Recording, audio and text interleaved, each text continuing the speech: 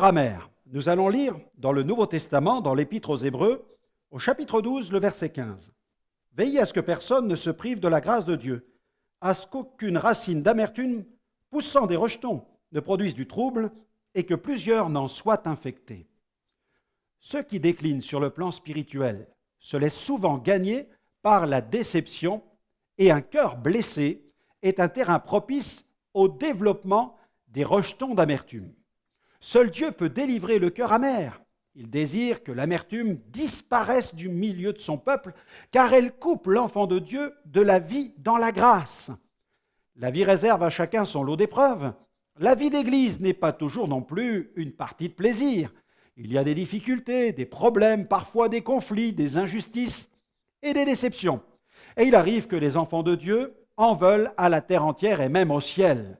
Ils en veulent à ceux qui les entourent, à leurs pasteurs, aux responsables de leur Église, à leurs frères et sœurs, aux membres de leur famille, à leurs amis, et même parfois ils en veulent à Dieu. Si votre vision n'est plus qu'horizontale, alors le diable n'a plus aucune difficulté à vous atteindre. Il met à votre disposition des grosses loupes qui ont la capacité de grossir les problèmes. Avec cette loupe, les petits cailloux deviennent des montagnes. Elles ont aussi la capacité de dramatiser les situations, voire même de les envenimer. N'oubliez pas qu'un peu de levain fait lever toute la pâte. Alors une décision pour vous aujourd'hui.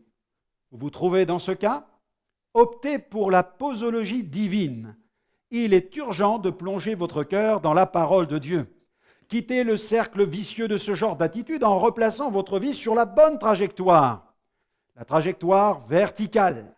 Demandez pardon à Dieu pour ces rejetons d'amertume, pour cette attitude de péché. Demandez l'aide du Saint-Esprit, afin qu'il change les sentiments de votre cœur.